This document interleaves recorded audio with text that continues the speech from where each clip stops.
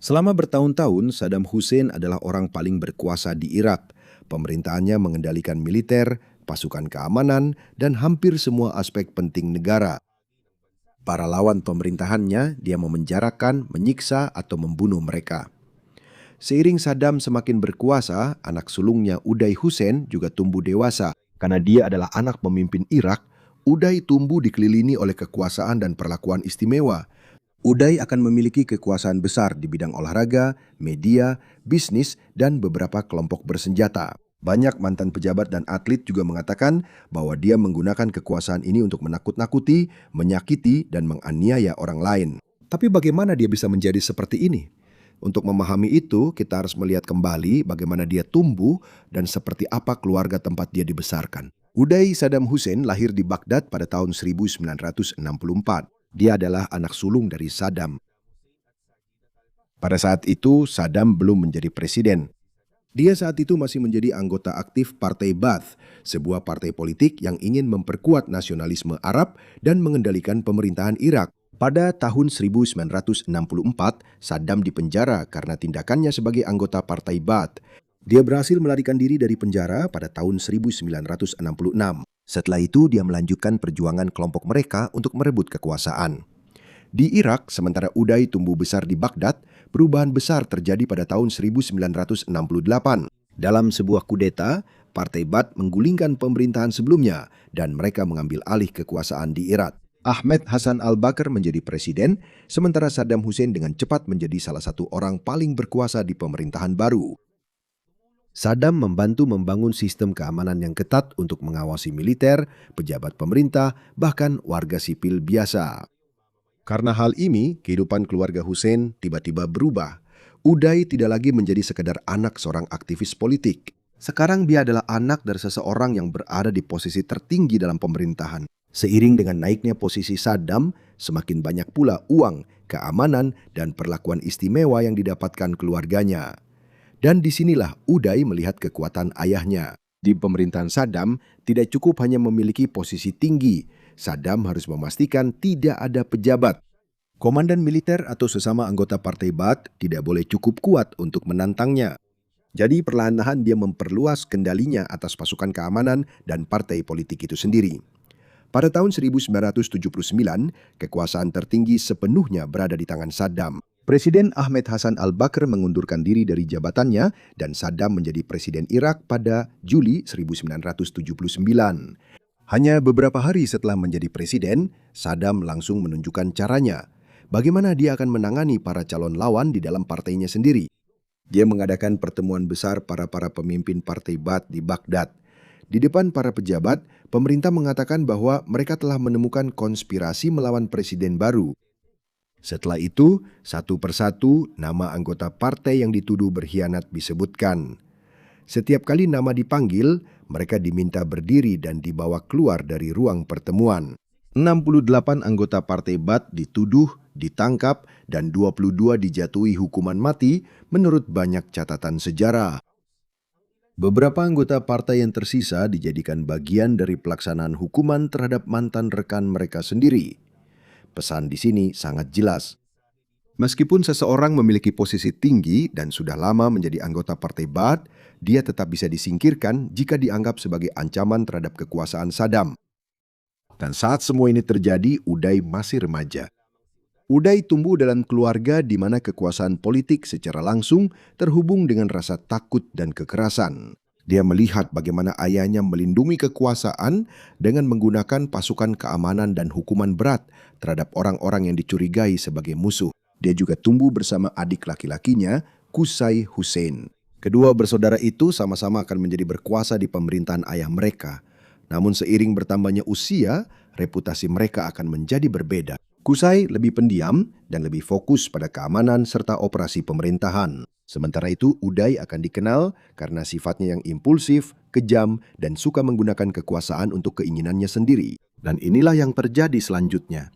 Seiring kekuasaan Uday semakin besar, semakin jelas pula bahwa caranya menggunakan kekuasaan itu sangat berbeda. Banyak cerita tentang masa mudanya yang sekarang sulit untuk dikonfirmasi sepenuhnya. Tapi dari banyak cerita saudara-saudaranya, jelas bahwa dia sering menyakiti dan melecehkan orang lain, dan hampir tidak ada yang berani menghentikannya. Pada tahun 1984, Uday diberi tanggung jawab besar di bidang olahraga Irak. Dia menjadi ketua Komite Olimpiade Irak dan juga memiliki pengaruh besar dalam sepak bola negara itu. Dalam sistem yang normal, Komite Olimpiade membantu dalam pelatihan, kompetisi, dan pengembangan para atlet. Namun di bawah Uday, komite ini juga menjadi bagian dari caranya untuk mengontrol dan menakuti para atlet. Menurut mantan atlet dan pejabat Irak yang berbicara saat berada di luar negeri, ada atlet yang dipenjara, dipukuli, atau dihukum jika penampilan mereka tidak baik. Ada juga pemain sepak bola yang mengatakan bahwa mereka mengalami kekerasan berat setelah kalah dalam pertandingan penting. Bukan hanya sekadar kemarahan karena kekalahan yang menjadi masalah. Bagi Uday, penampilan sebuah tim Irak berhubungan dengan nama dan reputasi pemerintah. Jadi ketika seorang atlet gagal, dia bisa menganggapnya sebagai aib pribadi. Ada juga mantan atlet yang mengatakan bahwa ada area penahanan di dalam atau dekat markas Komite Olimpiade, di mana beberapa atlet dibawa untuk dihukum. Cerita-cerita ini muncul dari berbagai kesaksian setelah para atlet dan pejabat berhasil keluar dari Irak. Seiring dengan meluasnya kontrol Uday dalam dunia olahraga, rasa takut terhadapnya juga semakin besar di kalangan elit penguasa. Namun terjadi sebuah peristiwa yang bahkan Saddam tidak bisa lagi abaikan begitu saja. Pada Oktober 1988, Uday menghadiri sebuah pertemuan di mana Kamel Hana Gijeo, seorang pembantu dekat dan pencicip makanan Saddam Hussein, juga hadir. Uday dan Kamel Hana terlibat dalam pertengkaran. Uday menyerang Kamel Hana dan Kamel Hana meninggal karena luka-lukanya. Banyak orang mengetahui kejadian ini, sehingga hal itu tidak bisa begitu saja disembunyikan. Kali ini Uday ditangkap dan Saddam memerintahkan anaknya untuk menghadapi kasus tersebut. Namun hukuman itu juga tidak berlangsung lama. Akhirnya Uday kembali ke posisinya semula dan sekali lagi menjadi bagian dari sistem kekuasaan keluarganya. Peristiwa itu penting karena meskipun Saddam tahu bahwa Uday sudah menjadi masalah, dia tetap tidak sepenuhnya mencabut kekuasaan anaknya sendiri. Dan sementara kehidupan Uday sebagai anak presiden terus berjalan, ada satu lagi kisah tentang dirinya yang nantinya akan menjadi terkenal di seluruh dunia. Seorang mantan tentara Irak bernama Latif Yahya mengatakan bahwa dia dipaksa untuk menjadi body double Uday. Body double adalah seseorang yang dibuat mirip dengan orang terkenal atau berkuasa. Dia yang tampil di depan umum atau pergi ke tempat berbahaya sebagai pengganti orang aslinya. Menurut Latif, dia dan Uday memang sudah mirip sejak mereka masih muda. Latif mengatakan bahwa pada akhir tahun 1980-an, saat dia bertugas di militer Irak selama Perang Iran-Irak, dia dipanggil ke Baghdad. Di sana, dia diberitahu bahwa Uday ingin menggunakan dirinya sebagai pengganti dalam beberapa penampilan di depan umum. Menurut cerita Latif, awalnya dia menolak. Dia mengatakan bahwa dia dipenjara dan diancam, sampai akhirnya dia setuju untuk menjalankan peran tersebut. Latif juga menceritakan bahwa beberapa bagian dari penampilannya diubah dan dia dilatih untuk meniru gerak-gerik, cara bicara, berpakaian, dan cara berjalan Uday. Namun, sebagian besar dari cerita ini berasal langsung dari Latif Yahya sendiri. Ada beberapa jurnalis dan mantan pejabat Irak yang mengatakan mereka tidak bisa memastikan apakah dia benar-benar pernah menjadi sosok miripan Uday. Jadi, ada beberapa bagian dari cerita Latif yang tidak bisa kita pastikan benar-benar terjadi. Menurut Latif, dia digunakan dalam acara publik, pertemuan politik, dan kemunculan di acara militer di mana Uday bisa saja berada dalam bahaya. Dia juga mengatakan bahwa beberapa kali dia terluka karena orang-orang mengira dia adalah anak kandung Saddam yang sebenarnya. Latif menceritakan bahwa saat dia tampil di depan umum, dia juga bisa melihat kehidupan pribadi Uday dari dekat. Disinilah dia menyaksikan banyak tindakan semena-mena, ancaman, dan perilaku kasar dari anak sulung presiden itu. Akhirnya, Latif mengatakan bahwa dia tidak lagi sanggup bertahan dalam situasi seperti ini. Pada awal 1990-an, dia berhasil melarikan diri dari Irak dan sampai ke Eropa. Setelah itu, Latif menceritakan kepada publik tentang apa yang dia katakan telah dialaminya sebagai sosok miripan Uday. Meskipun ada beberapa bagian dari cerita Latif yang tidak dapat dikonfirmasi, jelas bahwa pada awal 1990-an, Uday sudah memiliki kekuasaan besar di Irak. Dia sudah memiliki anak buah sendiri, bisnis, media, dan organisasi yang dia kendalikan. Dan saat Irak semakin melemah karena perang dan sanksi, pengaruh Uday di dalam negeri justru semakin kuat. Saat Irak memasuki tahun 1990-an, kekuasaan Uday juga semakin besar, namun hubungannya dengan ayahnya sendiri tidak baik. Salah satu penyebab ketegangan dalam keluarga adalah keputusan Saddam pada tahun 1986 untuk menikah lagi dengan istri kedua, Samira Shahbandar. Uday marah karena dia merasa hal itu adalah penghinaan terhadap ibunya Sajidah. Uday menyalahkan Kamel Hana, orang kepercayaan Saddam, karena dialah yang memperkenalkan Saddam kepada Samira. Jadi, pada tahun 1988, ketika Uday dan Kamel Hana bertemu di sebuah pesta, Uday menyerang Kamel Hanna hingga tewas. Ketegangan itu menjadi bagian dari latar belakang pembunuhan yang dilakukan Uday terhadap Kamel Hanna pada Pili tahun 1988. Setelah insiden itu, Saddam memenjarakan Uday dan kemudian mengirimnya ke Jenewa, Swiss. Uday juga tidak lama tinggal di sana. Menurut laporan, dia diusir oleh otoritas Swiss. Kemudian dia mendapat masalah karena senjata api ilegal. Dia kembali ke Irak sebelum krisis besar berikutnya di negara itu meletus. Pada Agustus 1990, Irak menyerang negara kecil tetangganya, Kuwait. Ada banyak alasan di balik keputusan ini. Irak memiliki kewajiban keuangan yang besar setelah 8 tahun perang melawan Iran. Ada juga perselisihan tentang produksi minyak, harga minyak mentah, dan masalah teritorial antara Irak dan Kuwait. Saddam percaya bahwa menguasai Kuwait akan membantu mengatasi masalah yang memburuk di Irak. Namun yang terjadi justru sebaliknya.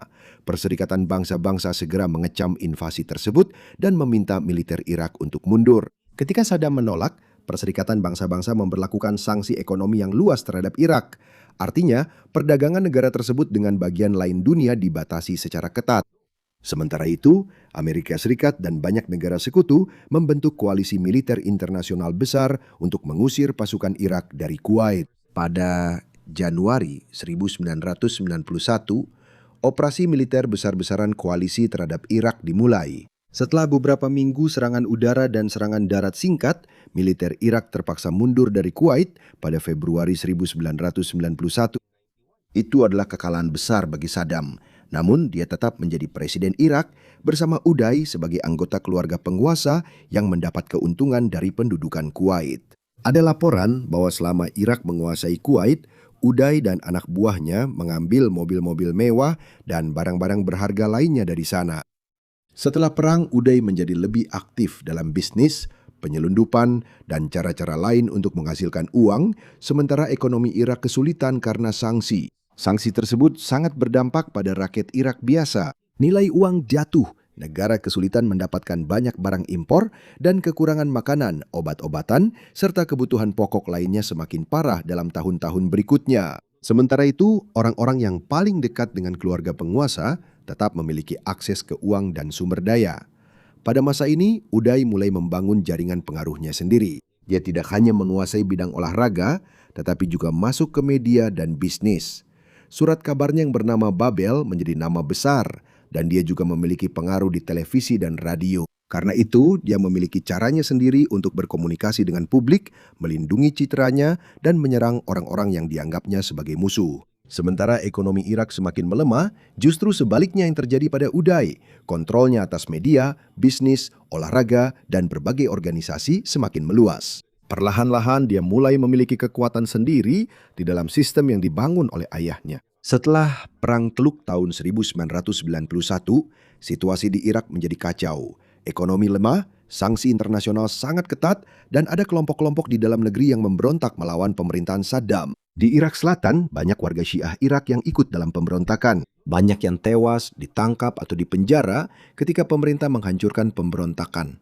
Pada masa ini ada juga kesaksian tentang keterlibatan langsung Uday dalam memberikan hukuman kepada beberapa tahanan. Menurut beberapa mantan tahanan dan saksi, Uday dikatakan sering mengunjungi fasilitas penahanan dan menggunakan kekerasan ekstrim terhadap para tahanan. Sulit untuk memastikan setiap detail dari cerita-cerita ini, tetapi banyak laporan terpisah menggambarkan Uday sebagai seseorang yang mampu menyakiti tanpa takut akan hukuman. Sementara banyak rakyat Irak biasa menderita karena sanksi, kehidupan Uday justru sebaliknya. Dia terus hidup mewah dan menghabiskan banyak uang untuk mobil, minuman keras, senjata, dan barang-barang mewah lainnya. Akhirnya, ketika pasukan Amerika memasuki beberapa properti miliknya pada tahun 2003, mereka melihat betapa luas koleksi dan gaya hidup mewahnya. Ada juga laporan tentang pesta-pesta liar Uday. Dia dikenal sebagai peminum berat dan mudah marah. Karena dia adalah anak presiden dan dikelilingi oleh orang-orang bersenjata, banyak orang di sekitarnya takut untuk menentangnya. Uday juga terjun ke dunia bisnis. Dia terhubung dengan berbagai perusahaan dan operasi komersial, mulai dari makanan hingga hiburan. Namun, uang yang lebih besar berputar di pasar gelap. Karena sanksi internasional, banyak produk yang sulit dimasukkan dan dikeluarkan secara legal ke dan dari Irak. Bagi rakyat Irak biasa, itu adalah masalah besar. Namun bagi orang-orang yang punya koneksi dengan keluarga penguasa, itu menjadi kesempatan untuk mendapatkan uang dari penyelundupan dan perdagangan ilegal. Uday dikaitkan dengan penyelundupan minyak, rokok, alkohol, dan produk lainnya. Sementara banyak rakyat Irak kesulitan membeli kebutuhan pokok, Uday dikenal dengan gaya hidup mewahnya. Dia juga memelihara hewan-hewan eksotis di dalam kompleksnya. Harta benda yang ditemukan menunjukkan betapa jauhnya kehidupan keluarga penguasa dari situasi banyak rakyat Irak biasa pada masa sanksi. Pada tahun 1990-an, dia menjadi pemimpin Fedayin Saddam, sebuah organisasi paramiliter yang terpisah dari militer reguler Irak dan dikenal karena kesetiaannya yang luar biasa kepada pemerintahan Saddam. Kelompok ini digunakan sebagai salah satu kekuatan yang membantu pemerintah mengendalikan populasi dan melawan mereka yang dianggap musuh rezim. Hal ini sangat parah karena dia juga menggunakan kekuasaannya untuk berbuat sewenang-wenang. Banyak warga Irak serta mantan anggota rezim juga memberikan kesaksian tentang perilaku pribadinya. Banyak wanita mengatakan bahwa Uday menggunakan kekuasaannya untuk melakukan pelecehan seksual.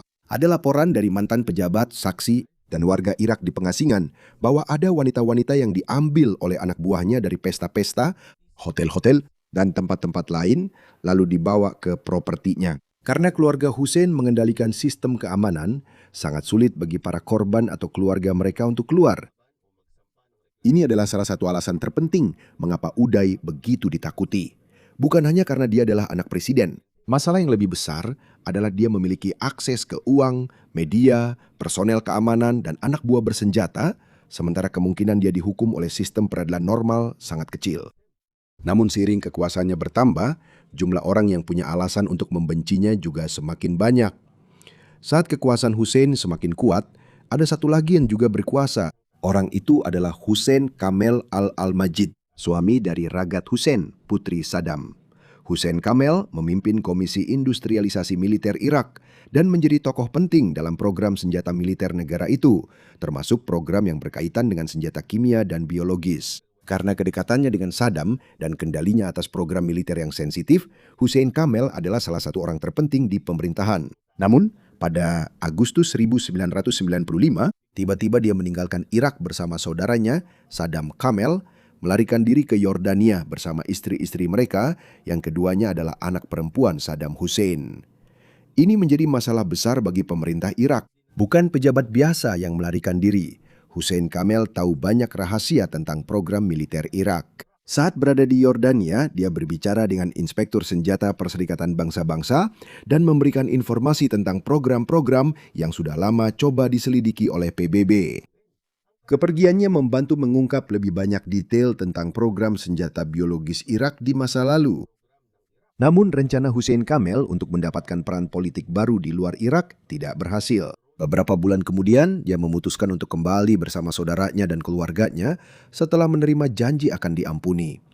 Pada Februari 1996, mereka kembali ke Irak.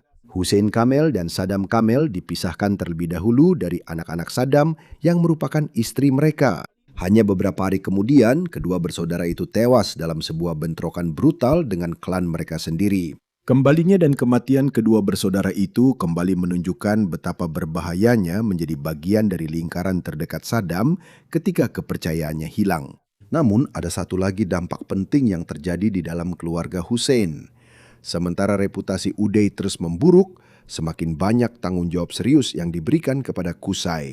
Qusay tidak semencolok kakaknya. Dia lebih jarang terlihat di media, tetapi dia lebih dekat dengan institusi keamanan dan militer terpenting di Irak. Hanya beberapa bulan kemudian, Uday hampir kehilangan nyawanya. Pada bulan Desember 1996, Uday diserang saat sedang berada di dalam mobilnya di Baghdad. Dia ditembak berkali-kali dan terkena beberapa peluru. Luka-lukanya sangat parah, tetapi dia selamat. Upaya pembunuhan itu meninggalkan bekas padanya, dengan masalah jangka panjang dalam berjalan, dan dia harus menggunakan tongkat. Itu adalah perubahan besar bagi Uday. Orang yang sudah lama dikenal karena sikap agresif dan dominasinya di depan umum, tiba-tiba menjadi terbatas secara fisik. Dan saat Uday sedang memulihkan diri, posisi Qusay justru semakin kuat. Secara perlahan, beberapa bagian terpenting dari sistem keamanan negara mulai dipercayakan kepada Qusay. Dia mendapatkan kendali atas Special Security Organization dan pengaruh besar atas pasukan Garda Republik, sebuah pasukan militer elit yang penting untuk perlindungan pemerintahan Saddam. Karena itu, ketika memasuki awal tahun 2000-an, semakin banyak pengamat yang percaya bahwa Qusay sedang dipersiapkan oleh Saddam sebagai calon penerusnya. Tidak pernah ada pengumuman publik sederhana yang menyatakan dengan pasti bahwa dialah yang akan menjadi penerus Saddam. Namun jelas bahwa Qusay lebih terhubung dengan pusat kekuatan militer dan keamanan yang sebenarnya dibandingkan Uday. Namun Uday tidak sepenuhnya kehilangan kekuasaan. Uday masih menguasai sebagian besar media, organisasi olahraga, bisnis, dan fedayin Saddam. Pada tahun 1999, dia juga menjadi anggota parlemen Irak, tetapi situasinya sudah berbeda. Uday lebih dikenal oleh publik, sedangkan Qusay lebih dipercaya untuk tugas-tugas sensitif yang langsung berhubungan dengan keamanan Saddam dan kelangsungan pemerintahan. Selama bertahun-tahun, tampaknya keluarga Hussein mampu bertahan dalam kekuasaan meskipun ada sanksi, pemberontakan internal, dan tekanan internasional. Namun ketika tahun 2003 tiba, ancaman terbesar terhadap pemerintahan mereka datang. Pada bulan Maret 2003 di Irak, invasi yang dipimpin oleh Amerika Serikat dan Inggris dimulai. Salah satu alasan utama yang diberikan oleh pemerintah Amerika Serikat adalah keyakinan bahwa Irak masih memiliki senjata pemusnah massal dan tidak sepenuhnya mematuhi kewajiban kepada Perserikatan Bangsa-Bangsa. Setelah invasi, tidak ditemukan persediaan senjata kimia atau biologis seperti yang diharapkan sebelum perang dimulai. Perlawanan terorganisir dari pemerintah Irak dengan cepat runtuh. Pada bulan April, pasukan koalisi sudah memasuki Baghdad dan pemerintahan Saddam telah jatuh. Tiba-tiba, sistem yang selama beberapa dekade melindungi Uday dan Qusay lenyap. Dari dua orang paling berkuasa di Irak, kedua bersaudara itu menjadi buronan. Mereka bersembunyi sementara pasukan Amerika mencari pejabat-pejabat tertinggi dari pemerintahan sebelumnya. Saddam terus berhasil bersembunyi. Namun, pada 22 Juli 2003, pasukan Amerika menerima informasi bahwa Uday dan Qusay berada di sebuah rumah di Mosul, Irak Utara. Rumah itu dikepung oleh tentara dari Divisi Lintas Udara ke-101 dan pasukan Amerika lainnya. Mereka meminta orang-orang di dalam rumah untuk menyerah. Namun operasi itu berakhir dengan baku tembak yang sengit. Di dalam rumah ada Uday, Qusay, putra remaja Qusay yang bernama Mustafa, dan seorang pengawal. Pertempuran berlangsung selama beberapa jam. Pasukan Amerika menggunakan senjata yang lebih berat untuk bisa masuk ke rumah yang kokoh itu. Setelah operasi selesai, keempat orang di dalam rumah tewas. Militer Amerika Serikat kemudian mengkonfirmasi bahwa Uday dan Qusay Hussein termasuk di antara yang tewas. Uday baru berusia 39 tahun. Kehidupan Uday Hussein bukan hanya kisah tentang seorang putra penguasa yang brutal. Ini juga menunjukkan apa yang bisa terjadi ketika seseorang tumbuh dalam sistem di mana kekuasaan hampir tidak memiliki batasan yang nyata. Selama bertahun-tahun, Uday dilindungi oleh nama ayahnya, pasukan keamanan, uang, dan rasa takut dari orang-orang di sekitarnya. Banyak laporan penyalahgunaan terhadapnya, tetapi jarang sekali dia menghadapi proses hukum yang normal. Namun, kekuasaan Uday juga bergantung pada satu hal, yaitu kelangsungan pemerintahan ayahnya. Ketika pemerintahan Saddam jatuh pada tahun 2003, sistem yang memberikan perlindungan dan kekuasaan kepada Uday juga ikut lenyap. Dan hanya dalam beberapa bulan, kehidupan orang yang pernah ditakuti banyak orang di Irak itu berakhir di sebuah rumah di Mosul.